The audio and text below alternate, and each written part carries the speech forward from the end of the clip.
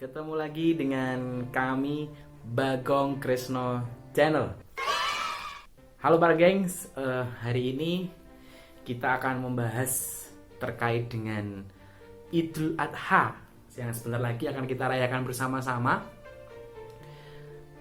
Tinggal beberapa hari kita, 4 hari ya sebentar lagi lah kita akan ketemu hari raya Idul Adha 1441 Hijriah di tahun 2020 ini, walau dengan masih kondisi pandemi COVID-19. Jadi sudah banyak sekali kebijakan-kebijakan yang sudah beredar terkait dengan peraturan-peraturan atau protokol bagaimana kita melaksanakan ibadah sholat Idul Adha.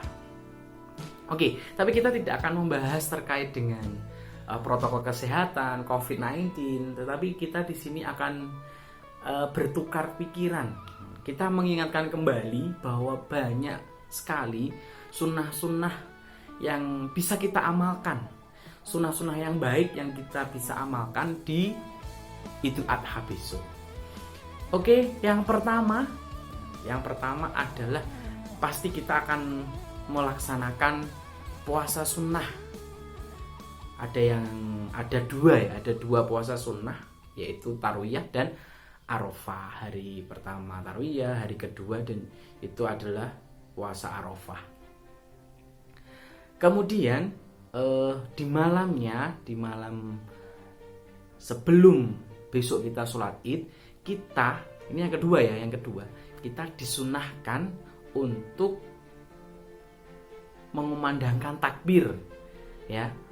Walaupun dalam kondisi pandemi COVID-19, ayo kita buat sesuatu hal, mengajak keluarga kita di rumah mengumandangkan takbir ba'da sholat maghrib ataupun sholat isya bersama keluarga, kita ramaikan di malam Idul Adha itu dengan selalu mengumandangkan takbir sebanyak-banyaknya. Jadi yang kedua itu kita mengumandangkan takbir. Kemudian yang ketiga, ini paginya, di pagi itu kita mandi sebelum sholat Idul Adha. Mandi besar sebelum sholat Idul Adha. Ini juga disunahkan. Kita harus mandi sebelum sholat Idul Adha. Kemudian yang keempat, setelah mandi, yang keempat, kita memilih pakaian yang terbaik, pakaian yang bagus, ya. Jadi kita harus berpenampilan yang sangat terbaik bagi kita untuk menghadap Allah Subhanahu wa taala di sholat Idul Adha. Disiapkan malamnya, kita pilih baju busana muslim yang terbaik, mukena yang terbaik. Intinya seperti itu. Tapi tidak harus kita berusaha terus kemudian istilahnya ngoyo, beli dan sebagainya. Ya yang ada di rumah kita pakai yang terbaik. Seperti lagunya itu yang gimana itu? Baju baru alhamdulillah tuh dipakai di hari raya. Tak punya pun tak apa-apa, masih ada baju yang lama, ya kan? Jadi ya yang lama yang kita ambil yang paling terbaik menurut kita. Kemudian yang keberapa tadi? Yang keempat ya. Sekarang yang kelima, yaitu memakai wangi-wangian. Nah, ini yang mungkin para gengs jarang ya. Kalau ketemu pacar aja, mau kencan aja kita pakai wangi-wangian ya. Tapi kalau mau sholat Id gitu kita jarang, atau kita kadang lupa, tidak terfikirkan untuk memakai itu. Lah, ini kita disunahkan gengs untuk memakai wangi-wangian. Ya sewajarnya, jangan banyak-banyak ya, sewajarnya. Yang kita sudah pakai baju bagus, kita harum, kita wangi, kita bersiap untuk sholat Idul Adha. Kemudian yang ke-6 ini gengs, kita berjalan kaki menuju masjid.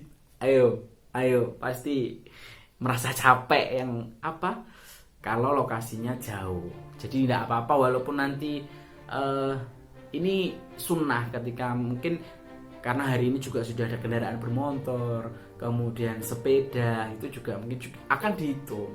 Tapi di sini disarankan kalau mungkin dekat dengan lokasi beribadah, itu kita berjalan kaki saja. Jadi bangun agak pagi, kita bersiap biar tidak kesiangan. Jadi kita jalan kaki bersama keluarga kan lebih indah, lebih kebersamaannya juga terasa ya kan. Jadi sekaligus kita melaksanakan amalan sunnah di Idul Adha. Kemudian yang ketujuh gengs, yaitu ini kita tidak makan sebelum sholat id. Jadi bedanya kalau Idul Fitri kan kita disunahkan makan dulu sebelum sholat id. Tapi kalau sholat Idul Adha kita tidak makan sebelum sholat id. Ini sebagai amalan sunnah. Jadi kita boleh ya, dan insya Allah akan mendapatkan pahala. Tuh. Kemudian yang ke-8, yang terakhir, kita mengambil jalan yang berbeda ketika kita pulang. Jadi berangkat kita lewat gang 1 katakanlah. Kemudian pulangnya kita lewat gang 2. Ini juga disunahkan di Idul Adha. Jadi itu gengs sunnah-sunnah ya yang mungkin kita bisa ingatkan lah kepada para geng semuanya.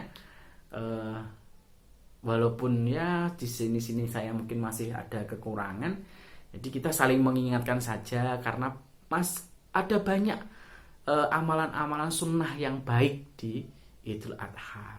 Oke, cukup, kita ketemu lagi di pembahasan yang lain. Terima kasih dan sampai jumpa.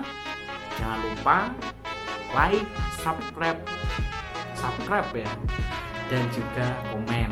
Oke. Terima kasih. Assalamualaikum warahmatullahi wabarakatuh.